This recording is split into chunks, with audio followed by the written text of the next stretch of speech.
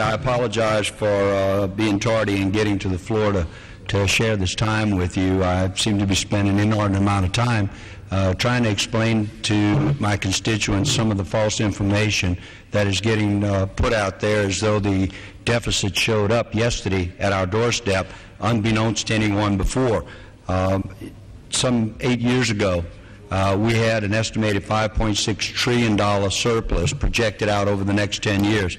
And as we stand here today, that surplus has turned to a deficit of in excess of $10 trillion, and that is on budget. And I know I don't need to explain that to you, but off budget, I guess it's another several $trillion.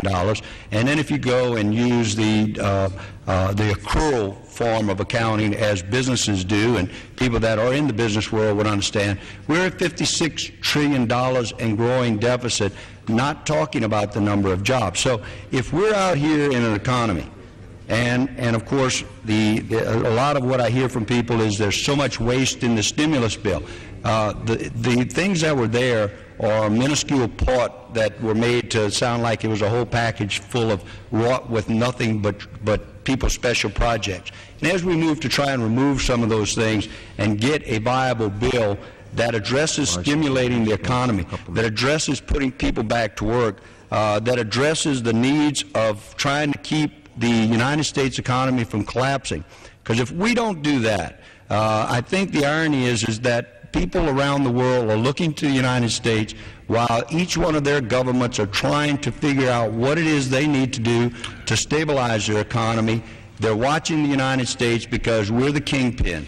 If we fold, the whole world, we're going to be the tail that wags this dog, and we're going to be the people that can hopefully keep our nation afloat and keep the rest of the world hoping that we keep away from a depression as our forefathers, my parents and my grandparents experienced, and few that still live today remember.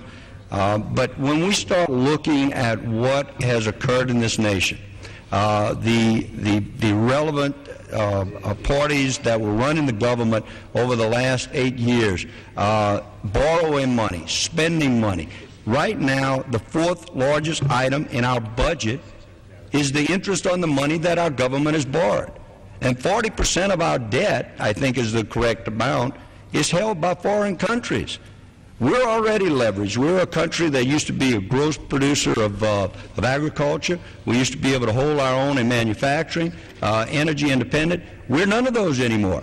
And so as we move forward, we are now faced with, or placed in our lap, is not the opportunity, but placed in our lap is the disaster that has been laid at our doorstep, and now we have to figure out how to get us back, how to stabilize this economy, how to fill that gap of the trillions of dollars that's been robbed from it, so that we can move forward, so that my children, my constituents' children, and all the constituents in this country's children and grandchildren can hope to have a better future. And we shouldn't be the people that have to be the bearer of bad news. What we have facing us today, as you've shown, just in 1 year, 3.6 million jobs lost, some 500,000+ in the last month. That is not good government working for the good of the people. So we've got a lot that we need to do, and I thank you for the opportunity to join you here on the floor this afternoon.